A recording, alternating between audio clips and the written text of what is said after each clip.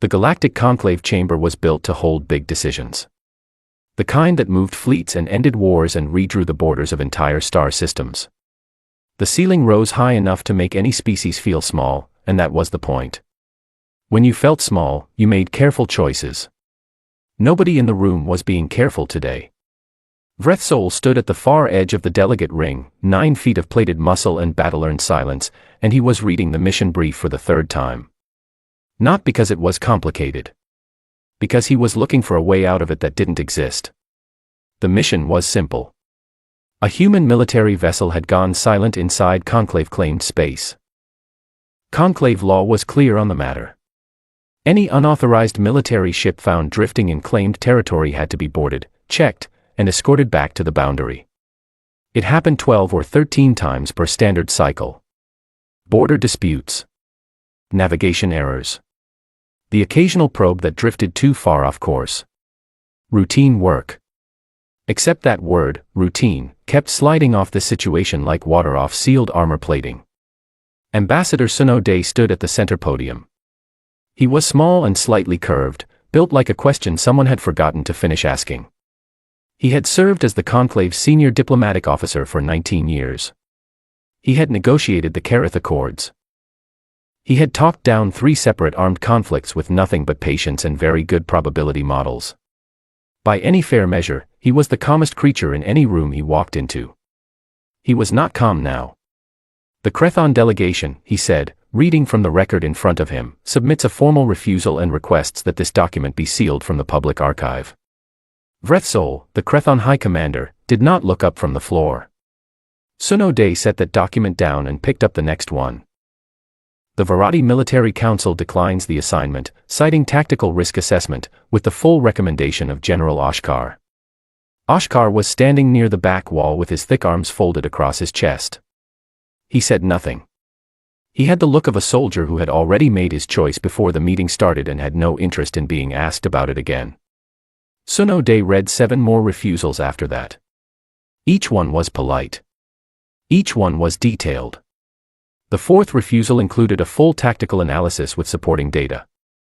The 6th arrived with a separate attachment, which turned out to be a scientific report on human bone density and what that meant for standard-issue restraint equipment. The 8th refusal was so long it had its own table of contents and a summary section at the front.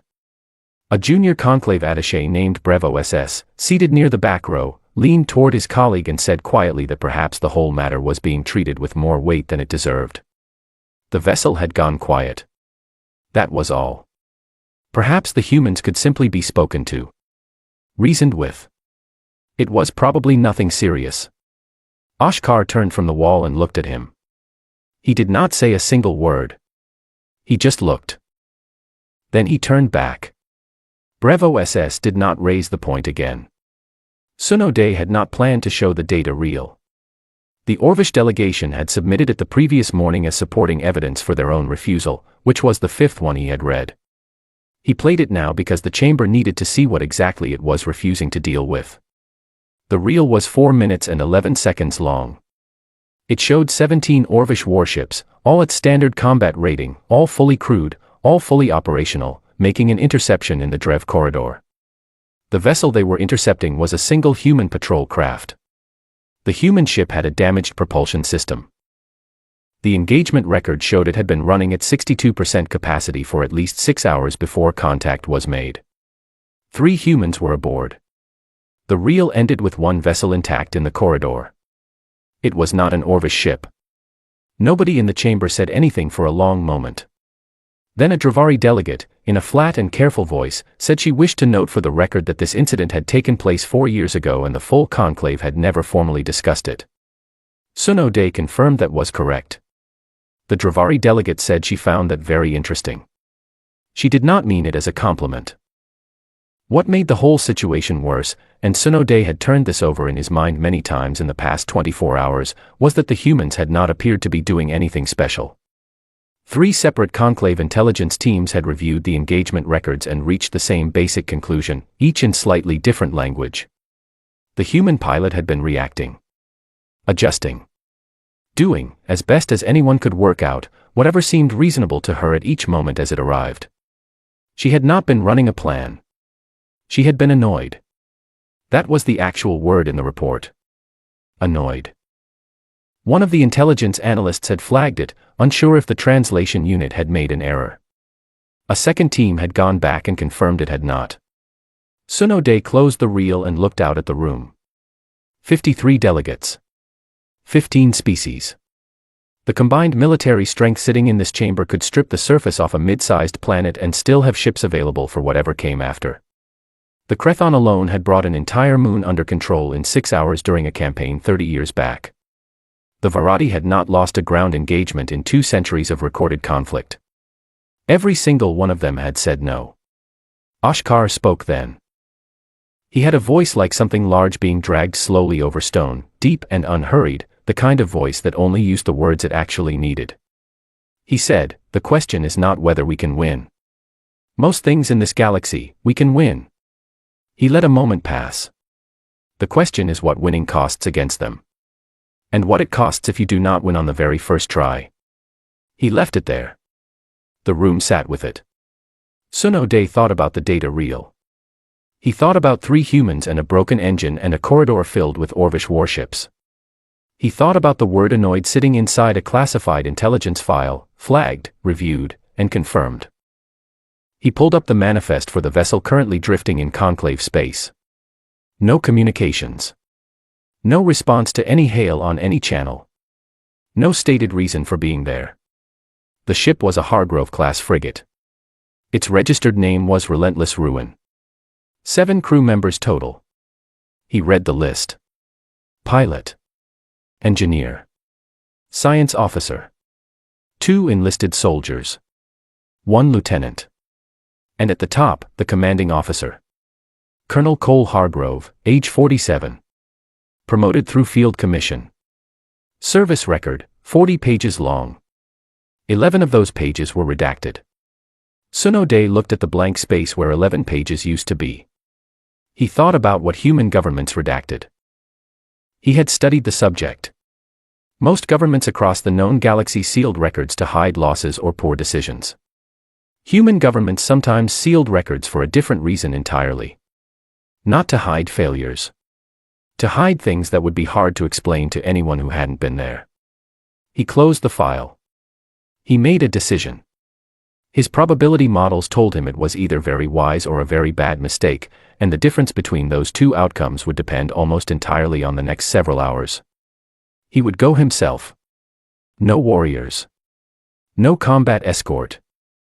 A small diplomatic vessel, a translator, and a behavioral analyst named Fun who had spent 9 years studying humans and described the whole experience, when pressed, as clarifying in ways he found personally difficult. He filed the mission authorization before anyone in the chamber could argue against it. Vrethsol watched him walk out. The Crethon commander stood still for a moment, the sealed refusal document tucked under one arm. He thought, not for the first time in his long career, that courage and poor judgment were usually impossible to tell apart until after everything was already over. He hoped it was courage. He did not put much faith in that hope. Fun had been studying humans for 9 years. He was not a soldier. He was not a diplomat. He was a behavioral analyst working under conclave contract, and he was the only person Tsunode knew who had read every available human military record from start to finish without being ordered to. He had done it because he was curious. He was no longer curious. He had moved past curious and arrived somewhere else entirely, somewhere that did not have a clean name in his language, but that felt very much like standing at the edge of something large and looking down. Tsunode found him in the research archive 2 hours before their departure, sitting alone at a wide desk with a cold drink he had forgotten to finish and 3 separate data screens open in front of him. He did not look up when Tsunode entered. He was reading. The particular way he was reading, very still, very focused, the kind of stillness that meant the mind was working very hard, told Tsunode everything about the general direction of what the files contained. "Tell me what I need to know," Tsunode said. Fun looked up. He had a thin face and large eyes and the general appearance of a person who slept badly and had accepted that about himself. "That depends," he said, "on how much you want to know before we go." "All of it." Fun turned one of the screens around. The file was labeled simply, Hargrove, C, Service Record. The top section was standard. Date of enrollment, unit assignments, early postings. All clear and readable. Then, about a third of the way down, the redactions started. 11 pages of black bars and empty lines where words used to be. Not sloppy redactions. Careful ones. The kind done by someone who knew exactly what they were removing and why. Every intelligence team that has reviewed his record, Fun said, has noted the same thing. The redacted sections do not correspond to failed operations. There are no associated disciplinary records. No injury reports from those periods. No negative marks anywhere in the unredacted sections that would suggest those pages are being hidden out of embarrassment. He paused. The current leading theory is that they were sealed because showing them to allied species would raise more questions than the Conclave is prepared to answer. Sun O'Day sat down across from him. "Show me the first incident," he said. "The earliest one on record involving humans and any Conclave species." Fun pulled up a different file. It was 11 years old. The Dravari skirmish in the Outer Belt, a small territorial dispute that should have been resolved through standard interception protocol and lasted instead for 72 hours and ended in a way nobody on the Conclave side had predicted. The human unit involved had been 6 soldiers. One of them had been Cole Hargrove, listed at the time as a staff sergeant. They had been cut off from their ship during a perimeter breach, carrying 4 functional weapons between the 6 of them, with a communications relay that had been damaged and was operating at limited range. The Dravari force sent to contain them had been 43 personnel, standard combat equipment, full tactical advantage in terms of numbers and position. The engagement lasted 3 days. At the end of it, the 6 humans walked out. All 6. The communications relay, Fun noted, had been repaired at some point during the second night using materials that the post-incident report described as improvised. The report did not specify what the materials were. It only noted that the repair should not have worked and did. "There is a pattern," Fun said. "Across every recorded engagement. It is not that they fight harder than other species, though in many cases that is also true.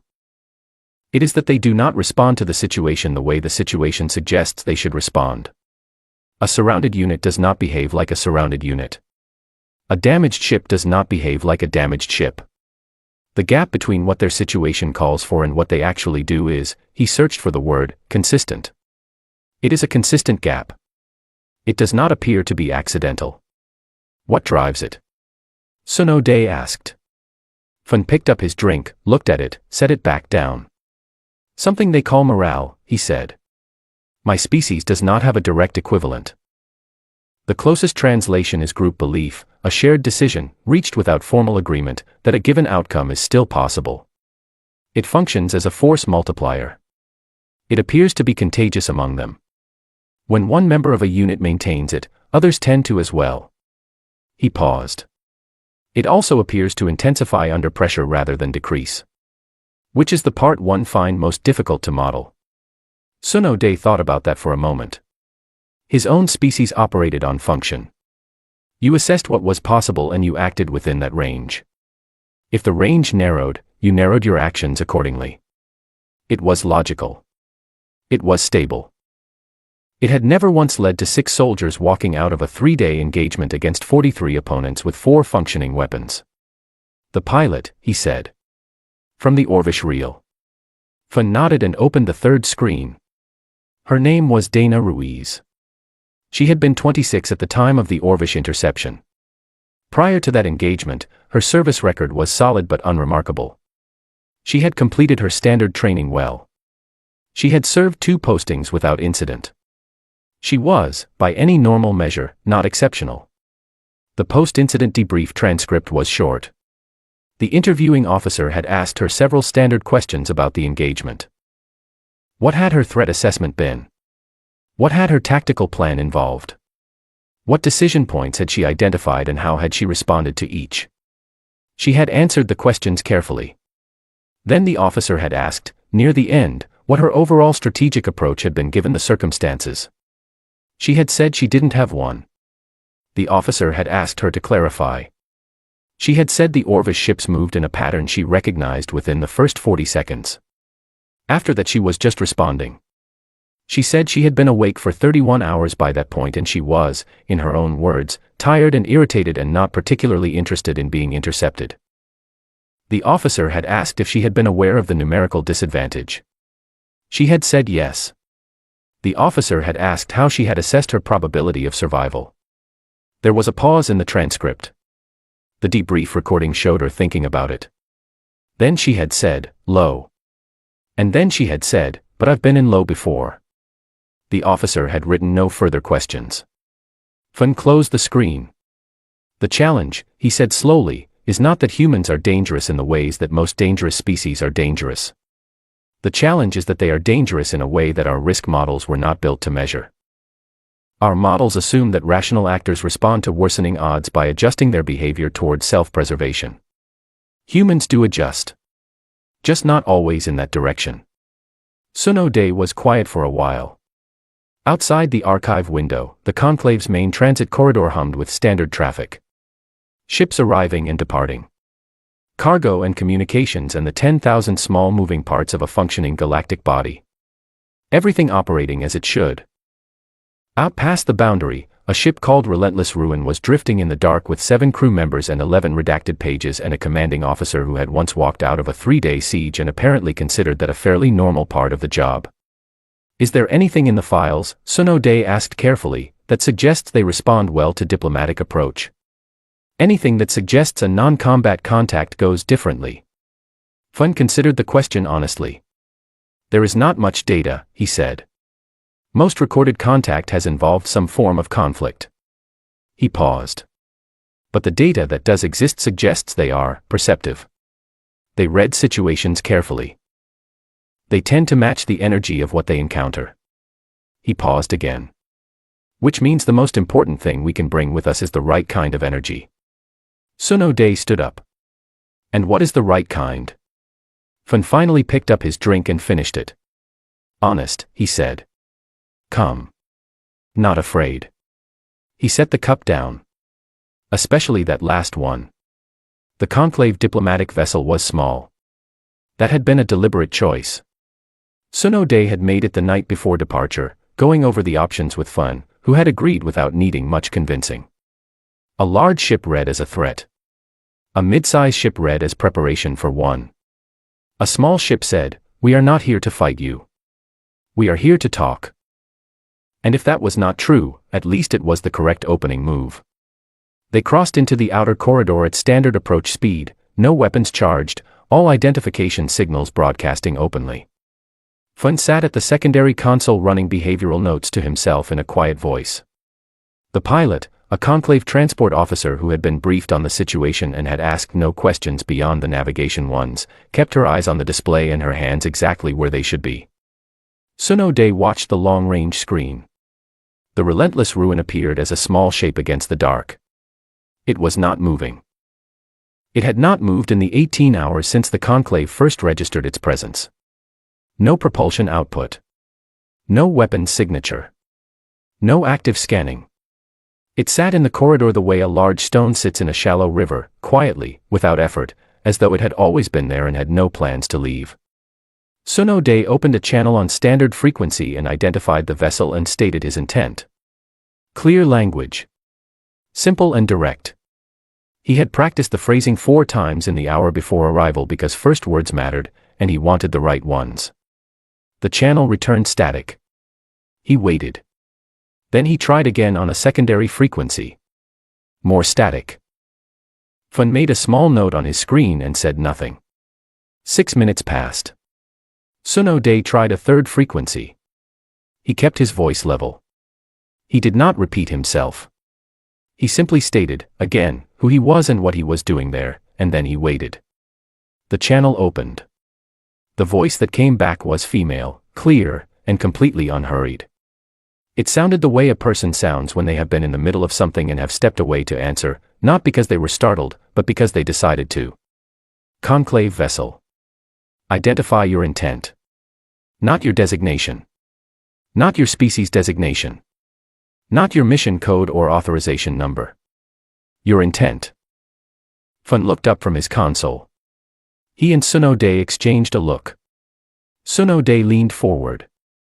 Our intent is diplomatic contact, he said. We have no combat personnel aboard. We are here to confirm the status of your vessel and establish communication. Nothing more. A pause. Not a long one. The kind of pause that belongs to someone who is thinking, not stalling. Hold your position, the voice said. They held. For minutes later the screen changed. The channel shifted to visual. A face appeared, young, composed, dark-eyed, looking at the camera the way someone looks at a situation they have already assessed and made a preliminary decision about. The pilot. Dana Ruiz. Suno Day recognized her from the debrief photograph in the file. Behind her, slightly off to one side, standing near a secondary console with his arms loose at his sides, was a man in his late 40s. Gray at the temples. He was not doing anything. He was simply present in the frame, watching the screen with a quality of attention that Suno Day could not quite name. Not hostile. Not welcoming. The kind of attention that belonged to someone who collected information before deciding what to do with it, and who was very good at collecting it. Suno Day recognized him too. Cole Hargrove. Ruiz spoke first. You sent one ship, she said. It was not quite a question. We sent one ship, Suno Day confirmed. Something shifted very slightly in her expression. Not a smile. Something smaller and more internal than a smile. What happened to your comms array, she asked. Suno Day told her the truth. A gravitational anomaly in the outer corridor had disrupted their long-range relay. They had been running on secondary systems for the past 6 hours. It was being repaired. Ruiz nodded once. Same thing that got ours, she said. We've been dark since we entered the corridor. Vance has been working on it. She glanced briefly at something off-screen. It's fixed now. Suno Day held very still. He processed that sentence. He processed what it meant. He looked at Fun, who was also very still, and who was writing something on his screen with focused, deliberate movements. The entire incident, the 15 refusals, the sealed reports, the emergency conclave session, the data reel, the probability models running numbers that came back bad, had started because of a broken communications array. I see, Suno Day said. He kept his voice exactly the same as it had been. We are glad to hear it has been resolved. We would have hailed you as soon as we got it up, Ruiz said, in the tone of someone clarifying a misunderstanding that they find minor. We weren't trying to be a problem. Behind her, Cole Hargrove said nothing. He watched the screen. In the background, across the corridor of the ship, someone was moving. Young. A soldier, by the look of him, not much past 20, wearing a standard-issue uniform with the sleeves pushed up. He was crouched over a piece of equipment, running some kind of diagnostic, his back mostly to the camera. He appeared to be completely uninterested in the diplomatic exchange happening 3 meters away from him. Suno Day watched him for a moment. A first contact with an alien species, and this young man was running diagnostics. Fun was still writing. A fourth figure passed briefly through frame, a woman with sharp, quick movements, carrying something that might have been a tool or a device, glancing at the screen for exactly 1 second before glancing away again with the expression of someone who has seen more interesting things on a slow afternoon and has something to get back to. We would like to request permission to come aboard, Suno Day said. If you are willing. We have no weapons. This would be a brief courtesy visit, nothing formal. Ruiz did not answer immediately. The silence lasted 3 seconds. It was not a long silence by any normal measure. 3 seconds was nothing. 3 seconds was the time it took to draw a breath. But in those 3 seconds Suno Day was aware, with the precise and uncomfortable clarity that 19 years of diplomacy had given him, that a decision was being made on the other end of that channel. A real one. Not a procedural one. Someone was deciding, with full awareness of everything that decision meant and did not mean, whether to open a door. Hargrove had not moved. He was still watching the screen with that same collected attention. Then Ruiz said, "Come ahead." She gave them a docking vector and cut the visual feed. The channel stayed open for navigation. Fun set down his stylus. He looked at the approach data on his screen for a moment, then looked at Suno Day. She said, "Come ahead," he said quietly. "Not come aboard. Not you may proceed." Come ahead. He paused. That is a vernacular expression. It implies comfort. Ease. The kind of language you use with something familiar. Sun O'Day began preparing the approach. Fun continued, in the same quiet voice, it is the kind of language you use when you are very confident about the situation you are inviting something into. The diplomatic vessel moved toward the docking port. Sun O'Day did not say anything. He did not have anything useful to say. He had made his decision and it was already in motion, and the next thing to do was to do it well. The relentless ruin grew larger on the approach screen. Up close, it did not look like a warship.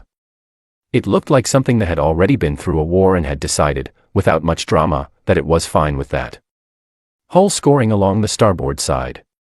One gun array visibly offline. Repair work showing on the lower plating, careful, thorough repair work, the kind done by someone who knew what they were doing and took it seriously. A small drone moved slowly along the ventral hull, doing exactly what it had been sent out to do, with no apparent feelings about anything. Sun O'Day guided them in. Cole Hargrove was waiting at the airlock. He was not in full armor. He was not holding a weapon. He was not standing at attention in the formal posture of someone performing a reception. He was simply standing there in his duty uniform, the way a person stands when they are at ease in their own space and see no particular reason to change that. He was built like someone who had done difficult physical work for a very long time and had a body that showed it without making a statement about it. He extended his right hand when Sun O'Day stepped through the lock. Fun had briefed the delegation on this gesture.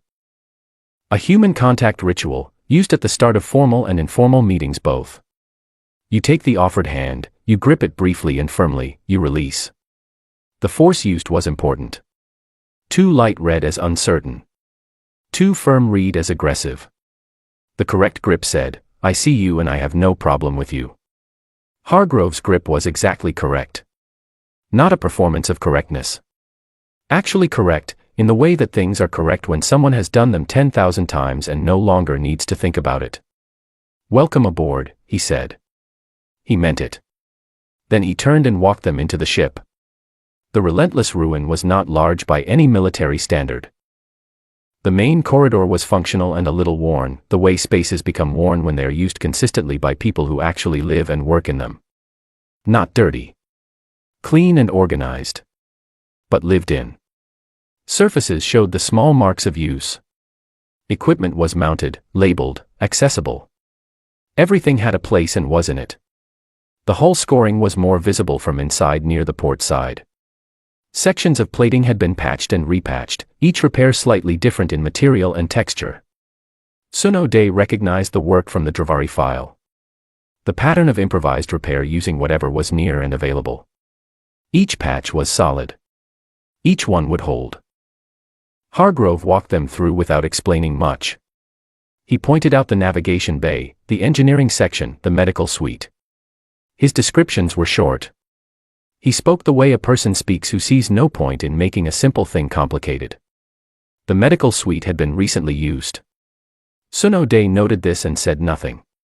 Hargrove did not mention it either. They moved on. Nora Vance met them near the science station. She was carrying what appeared to be a small circuit board and a calibration tool, and she had the distracted energy of someone who had been in the middle of a problem and had paused to be polite about something before going back to it. She looked at Sun O'Day and the two conclave delegates with the specific expression of a person who finds alien species more interesting than intimidating. She said hello and asked immediately whether Sun O'Day's species experienced gravitational anomalies differently than humans did from a sensory standpoint, because she had been thinking about the corridor anomaly and there were several aspects of the data that she found genuinely unusual, and she thought an outside perspective might be useful. Sun O'Day said he would be happy to discuss it. 15 minutes later, he still was. Vance had pulled up her readings from the anomaly and was walking him through them with focused enthusiasm, pointing to specific data points and asking questions that were precise and genuinely good questions, the kind that came from someone who had actually thought about the problem before asking.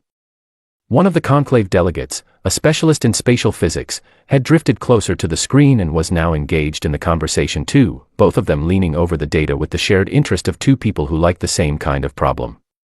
Hargrove watched this from a few steps away. His expression did not change much. Something in it settled, very slightly. Fun noticed. Fun wrote it down. Further along the corridor, Owen Dre was crouched beside an equipment rack running a systems check. He was 20, maybe a year either side of it, with the kind of focused expression that very young soldiers have when they are trying to look like they know what they are doing, because in some ways they do and in other ways they are still working on it. He looked up when the group passed and said hello in the easy, uncalculated way of someone who was not thinking about the fact that the people he was saying hello to were from a different species and that this was technically an interspecies diplomatic encounter. One of the conclave delegates, the spatial physicist, said hello back. Dre asked, with straightforward curiosity and no awareness whatsoever of any political dimension to the question, what the atmosphere was like on the delegate's home world. He said he had been wondering about it since the screen call and had meant to ask. The delegate told him. Dre asked a follow-up question about the temperature range. The delegate answered and asked a question back about human atmospheric preference. Dre answered. It turned into a conversation. A real one, the kind that moved back and forth with genuine interest on both sides. By the end of it, the delegate and the young private had exchanged a rough comparison of their respective home weather systems and both appeared to have found it useful information. Fun wrote 4 lines in his notes. Hargrove stopped at a junction in the corridor and faced Sun Day directly. The tour had reached a natural pause. Behind them, Vance and the physics delegate were still going over the anomaly data. Ahead, the sound of a quiet ship doing its work. You have a question, Hargrove said. It was not exactly a question itself. It was the kind of sentence that opened a space for one. Sun Day considered his words carefully. If the conclave had sent a boarding party instead of us, he said, what would your crew have done? Hargrove was quiet for a moment. He was not uncomfortable with the question. He was just giving it the time it deserved. Depends on the kind of boarding party, he said. He did not add to that. He let the answer stand on its own. Sun Day understood it was not an incomplete answer. It was a complete one. It contained exactly as much information as it needed to. I appreciate your honesty, Sun Day said. Hargrove gave a small nod. Not a formal nod. Just an acknowledgement. Dana Ruiz appeared from the navigation bay and handed Hargrove a small report screen, said 2 things to him in a quick and practiced shorthand that read as people who had worked together long enough that they no longer needed full sentences, and disappeared again. Hargrove glanced at the screen, processed it, handed it to Fun. It was the full repair record for the communications array. Timestamps, materials used, method of repair. Complete and organized. For your documentation, Hargrove said. Fun took it. He looked at it. He looked at Hargrove. He said thank you in a voice that was slightly quieter than his normal register, because he had just understood something that the records had only suggested, which was that these people had been aware they were being watched, probably for longer than Sun Day had assumed, and had spent some of that time deciding exactly what to make available and how. The tour ended at the main deck with a brief sitting conversation over a table. Hargrove brought out something the humans called coffee. He offered it. One of the delegates accepted. The delegate found it extremely strong and said so. Hargrove found this mildly funny in the contained, private way of someone who does not perform amusement but lets it sit in the eyes. Sun Day drank it and did not comment on the strength. Outside the viewport, the corridor was dark and still. The repair drone had come back in. The ship sat quietly in the space it had chosen, neither advancing nor retreating, entirely at ease with its own position. Sun Day thought about everything in the files. Everything Fun had read. Every refusal from every species in the chamber. The data reel. The debrief transcript with the word annoyed in it. He thought about Dre asking about the weather on a foreign planet like it was the most natural thing in the world. He thought about Vance and her anomaly data, genuinely curious, genuinely useful. He thought about Hargrove's handshake, calibrated not to impress, only to be honest. He thought about the answer to the boarding party question. Depends on the kind. He set down his cup. He understood, in a way that the files had not quite managed to communicate, what all 15 refusals in the conclave chamber had actually been about. It was not the Orvish reel. It was not the engagement records. It was not the redacted pages or the 43 opponents or the word annoyed in a debrief transcript. It was this. This exact thing. A crew of 7 in a damaged ship, carrying on, being curious, being direct, fixing what was broken and cataloging what they saw and drinking coffee and asking about weather while a diplomatic mission sat at their table and tried to decide what exactly they were dealing with. The most difficult thing to plan against was not a weapon. It was a person who was entirely comfortable being exactly where they were. The diplomatic vessel left the Relentless Ruins docking port at mid-morning by Conclave Standard Time. The human ship did not move as they pulled away. It stayed exactly where it had been through the whole encounter, unhurried and unimpressed by the business of departure, its repair drone back in its housing, its running lights steady in the dark. Sun O'Day watched it on the rear display until the distance made it small. Fun was already writing. He had been writing since they left the main deck and had not stopped. The stylus moved in short, deliberate lines, and he occasionally went back and changed a word, which was unusual for Fun, who normally wrote clean first drafts. The changing of words meant he was working on something difficult to say precisely. The pilot held their course without speaking. She had been told, before departure, that this mission would involve an unusual encounter, and she had decided in advance to have no opinions about it until she was asked. She had not been asked. She continued to have no opinions. Sun O'Day spent most of the return journey at his own console, organizing. He was good at organizing. He had built a career on taking complicated situations and reducing them to their actual components, setting aside what was noise and keeping what was signal. He had done it in war rooms and negotiation chambers and twice on the surface of disputed territory with weapons pointed at him from both sides. He was finding it harder than usual now. Not because the situation was complicated. It had turned out to be the opposite of complicated. The Relentless Ruin was a military vessel with a broken communications array that had been repaired and was now operational. The crew of 7 was healthy. There was no hostile intent, no territorial violation intended, no strategic placement. They had drifted into the corridor on a navigation route that took them through the anomaly, lost communications, fixed communications, and would have made contact within the hour under their own initiative. The entire thing was nothing. The entire thing was also everything. That was the part that was hard to put into a report. He started the official version first. He had written it 3 times in his head on the way back, and by the time he began typing it, the structure was clean. The incident had been a communications failure resulting from a gravitational anomaly in the outer corridor. The human vessel had been non-operational in terms of long-range communications for approximately 18 hours.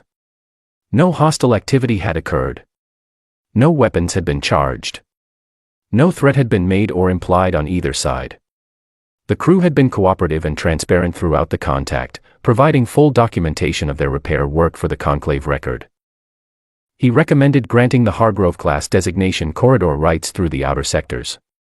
He recommended updating the standard protocol for silent vessels to include a waiting period before escalation, to account for anomaly-related communications failures. He filed the report. Then he opened a separate document and began the addendum. This one took longer. Not because he was uncertain about what to write. Because he was trying to write it in a way that would not be dismissed by people who had not been on that ship.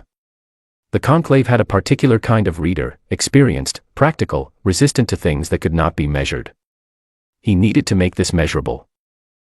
He noted that the commanding officer, Cole Hargrove, had at no point during the encounter referenced the ship's combat capability, the crew's experience, or any past engagement.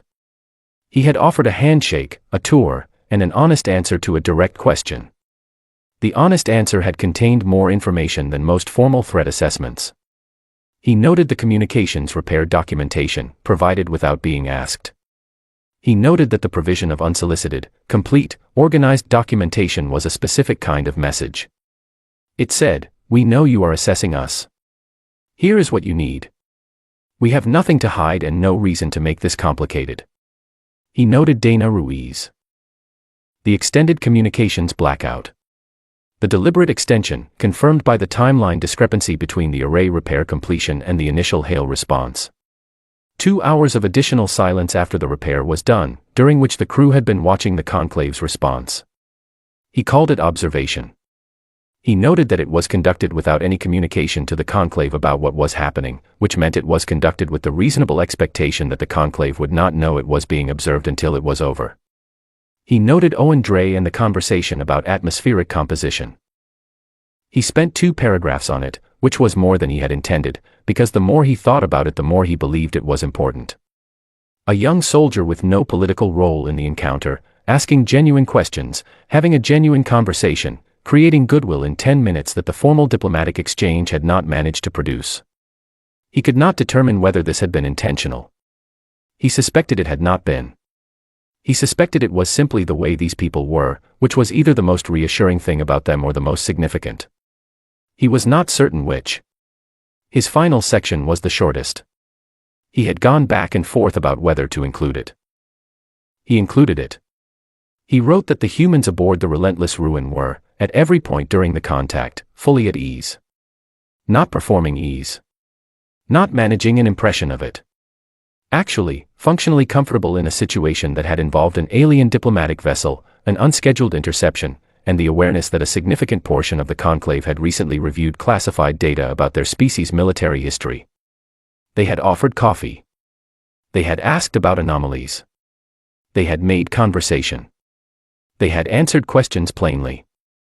He wrote that in his professional assessment, after 19 years of diplomatic work across many species, the most reliable indicator of how a species would behave under pressure was how it behaved when there was no pressure. When the stakes were low and the situation was routine and nobody was watching particularly closely. That was when the real character of a species showed itself clearly. He wrote that what he had seen on that ship was not a species that was managing itself carefully in front of an audience.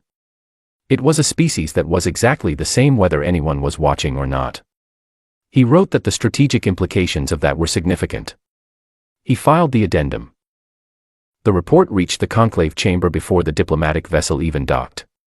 Sun O'Day knew because his communications unit showed 3 separate read confirmations within 40 minutes of filing. One was from Oshkar's administrative office. One was from the Dravari delegation. One was from a sealed office address he recognized as belonging to Vrethsol's personal staff. He did not hear from any of them directly that day. He heard from Vrethsol 3 days later. A short message. No pleasantries, no formal header, just a direct line of text. I have updated my restricted archive with the new classification. The folder name is the same. He did not explain what the folder name was. Sun O'Day thought he could probably guess. The Relentless Ruin was escorted to the sector boundary 4 days after the contact. Standard escort, 2 conclave vessels, no incident. The parting communication was brief and protocol correct on both sides. Hargrove signed off in standard form, running through the confirmation sequence the way it was supposed to run. Then, a beat before he closed the channel, a short pause, the kind that belonged to someone deciding whether to add something, he said, "Thanks for the escort." The way he said it was easy. Relaxed. Like he was thanking someone for holding a door. The conclave monitoring technician who logged the transmission noted in her record that the tone did not match any of the standard categories for outgoing human communications in the database. She flagged it for review and added a brief personal note. It sounded like he already knew how the whole thing was going to go. Her supervisor read the note, thought about it for a moment, and marked it as filed rather than removing it. She felt it belonged in the record. 2 weeks after the encounter, a new entry appeared in the conclave's official species classification database. The entry was for humanity, military designation, updated from its previous status. The threat tier field, which had read unknown for the past 11 years, now read uncategorizable. Beneath it, in the small supplementary notes field that most clerks left empty, someone had typed, "See addendum." Also, do not board their vessels without being invited. It was not signed. Nobody asked who wrote it. The entry stayed exactly as it was.